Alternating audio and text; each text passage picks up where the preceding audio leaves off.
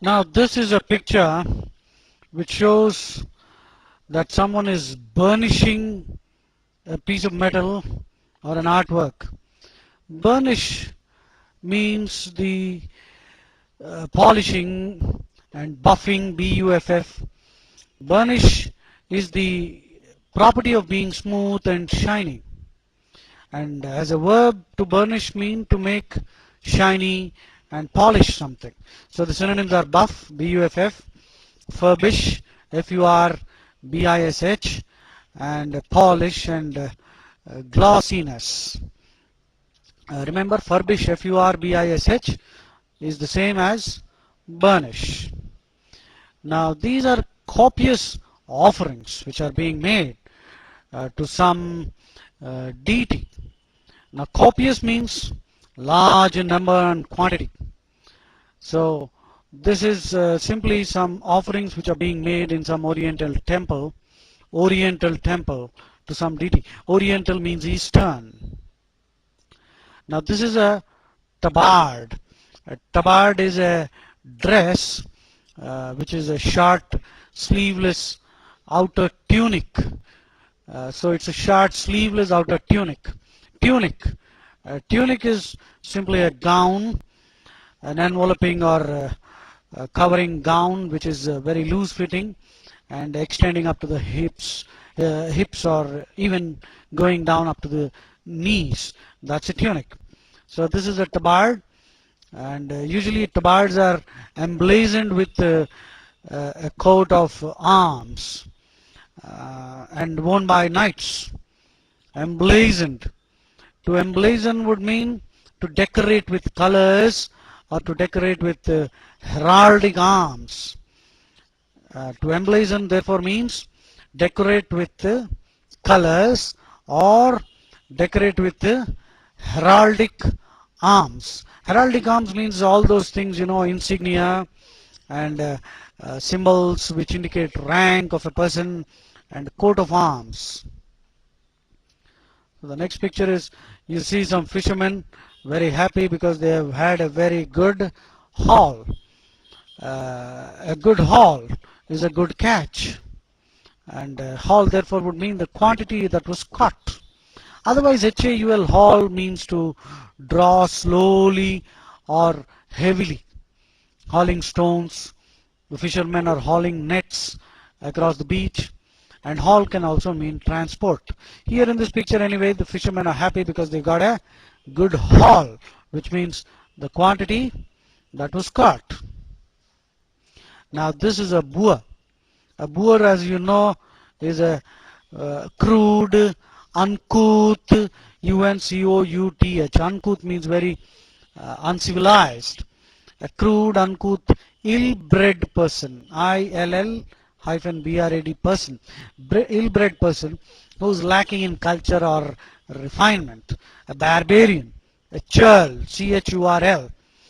And sort of a peasant-like person who is uncouth. And uncouth also means the same thing, lacking refinement or cultivation or taste.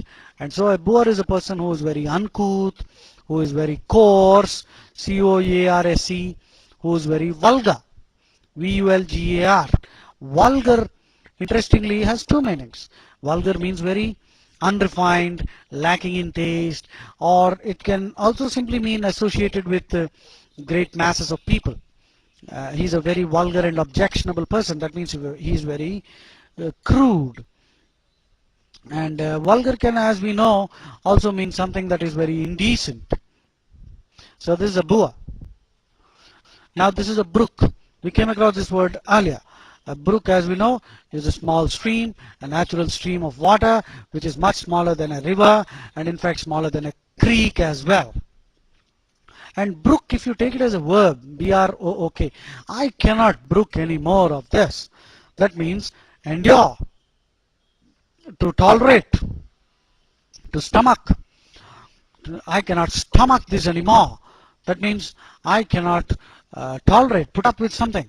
Put up with something that's really unpleasant. That is to stomach, to brook, to tolerate, to endure. Now this is a cascade. As you can see, a cascade is a waterfall which rushes down in big quantities, and it has got a series of small waterfalls together. So it's something like a succession of stages or operations or processes. So that's a cascade. So it's a waterfall which has got a series of small waterfalls. This is a colonnade. A colonnade is a series of pillars. This is another picture of a colonnade, and in this picture you are seeing a few things which we must understand. These are columns or pillars, and the base of the pillar or column is called the pedestal. P-E-D-E-S-T-A-L, pedestal. And the top of the pillar can be called a cornice. You see in this picture, C-O-R-N-I-C, the top part of the pillar or the column, there is a decorative framework, and this is called the cornice. It is a molding at the, sometimes a cornice can simply mean molding at the corner between the ceiling and the top of a wall, but here again the top of the pillar can also be called a cornice. And on top of that you have a cross beam, which is called the architrave, which is the main load bearing beam, architrave, A-R-C-H-I-T-R-A-V. And on top of the architrave you have the frieze, which is the decorative panel. And you can see some statues are there, or in fact they're not statues, basically there is a carving there. A frieze is an architectural ornament consisting of horizontally sculptured band between the architrave and the ceiling. And so a frieze, that is what, a decorative panel just below the ceiling. Now anyway, here frieze is that decorative panel which are having sculptured figures which are actually in relief. R-E-L-I-E-F.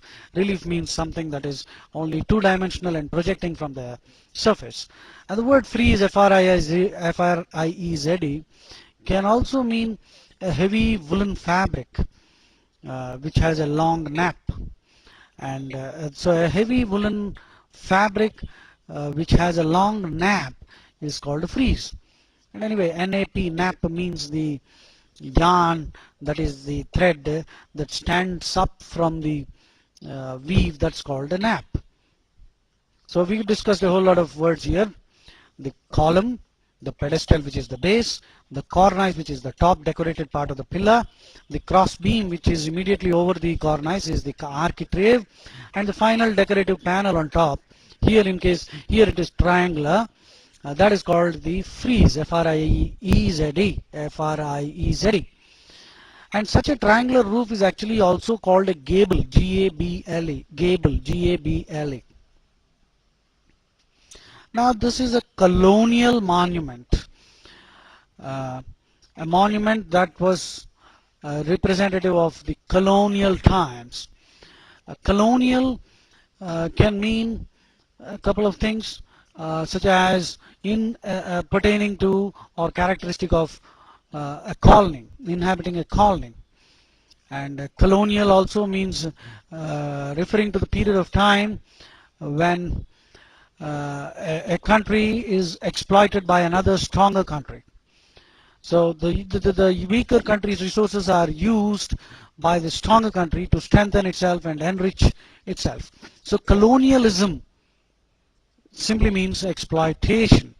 Colonialism means victimization, exploitation. Remember that.